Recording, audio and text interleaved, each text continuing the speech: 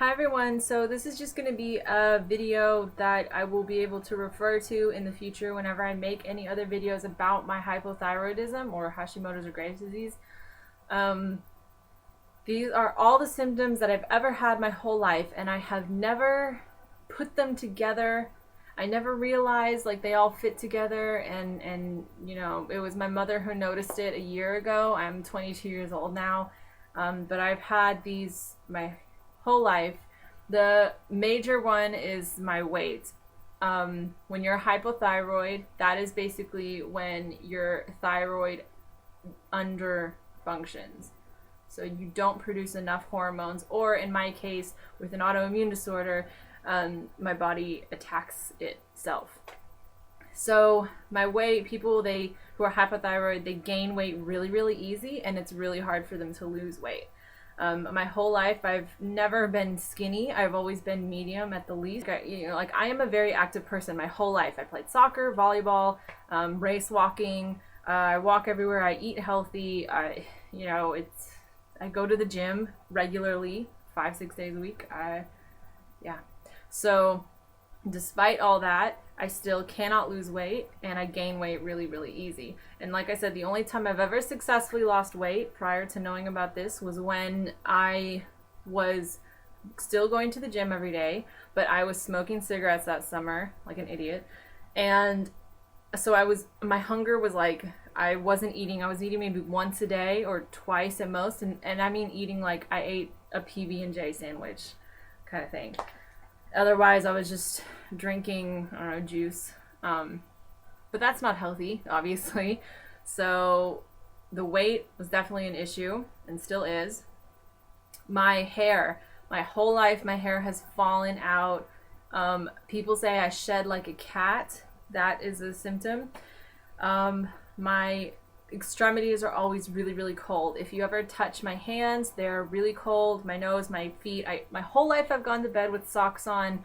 I remember my roommate having our temperature set to 70 Fahrenheit, which is not that cold, and my fingernails would be purple. Like I would be so freezing.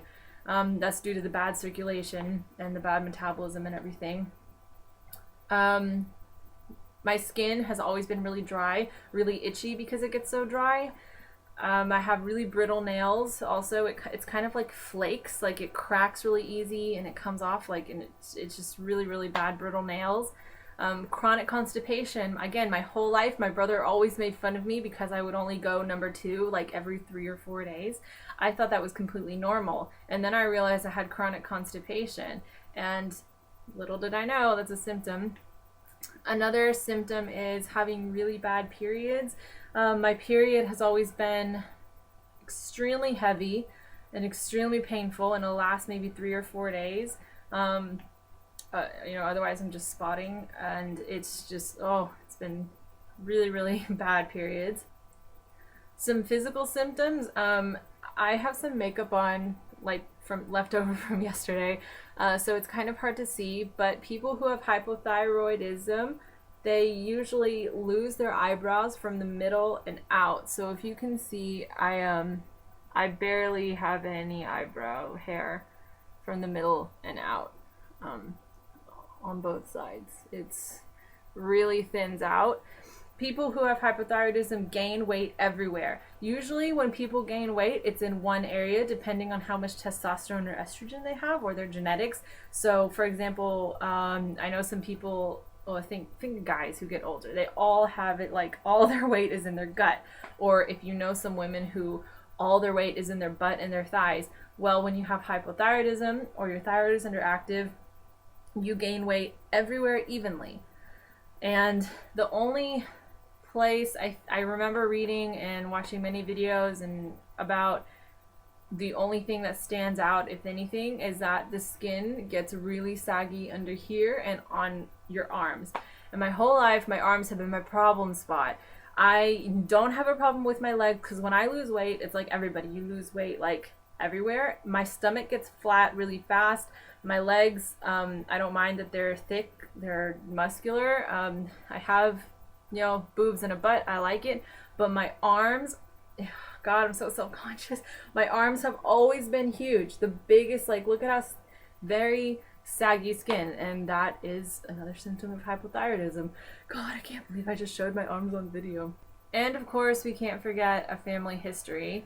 My aunt and two of my cousins, both all on my mother's side, have hypothyroidism, or hyperthyroidism. It just, some of them, yeah. And yeah, when I went to one of the doctors here in Australia, they were like, I don't really care about your family history.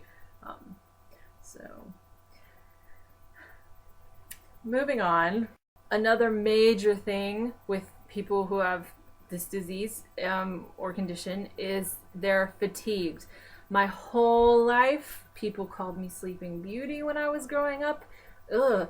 Anyways, they called me Sleeping Beauty because I would sleep for hours and wake up tired. I could sleep for 3 hours and be tired. I could sleep for 7 hours and be tired. I could sleep for 11 hours, and trust me, I've done it many, many times. I've slept for 11, 12 hours straight and woken up exhausted. I make myself sleep between 6 and 8 hours, and that's supposed to be your optimal sleep amount, and I still wake up exhausted.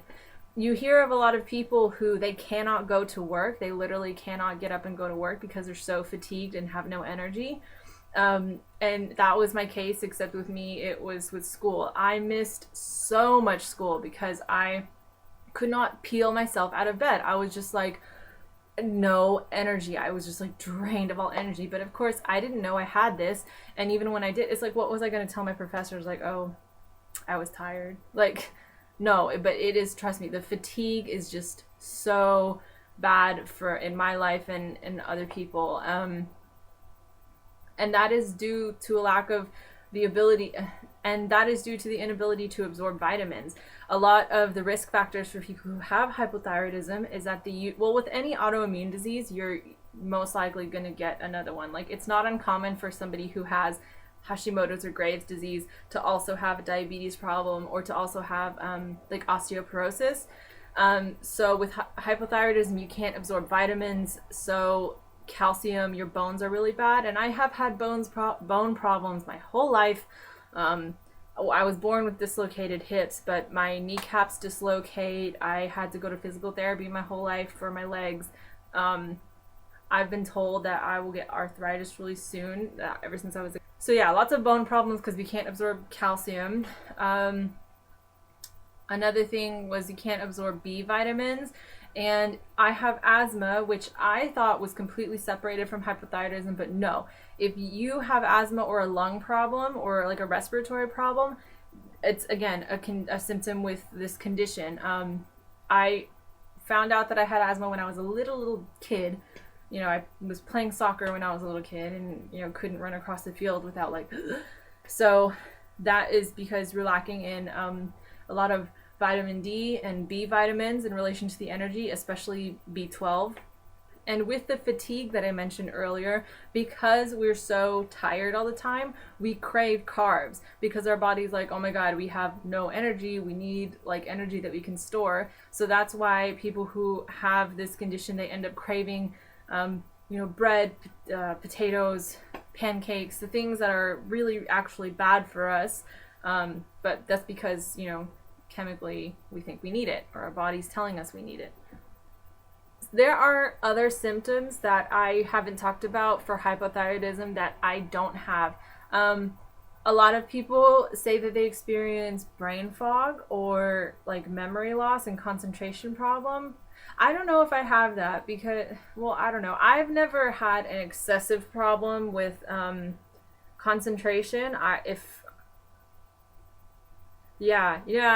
been pretty okay with being able to concentrate on things, I think. I mean, not to the extent that it's been a problem. And as far as like brain fog, I don't know. Again, if I do have any memory problems,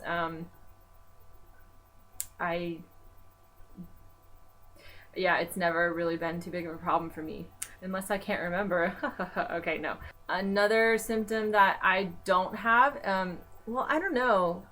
A lot of people get misdiagnosed with depression whenever they actually have this. I've never been diagnosed with depression, so, and I've never I mean, of course, there's a difference between feeling depressed and having depression. So I've never inquired with a doctor about depression, so I don't know if I have that problem. I wouldn't say I do, but yeah. So with the exception of those two issues, definitely fit the bill for it, and those are all the symptoms that I have, and they're the symptoms that I think a lot of people have, and I never thought to put them together. Never thought in my life to that they all were because of this thing in my throat. So there you go. Again, this is just my reference video for all the symptoms that I have. And if you have any questions, let me know, and I'll talk to you later. Bye.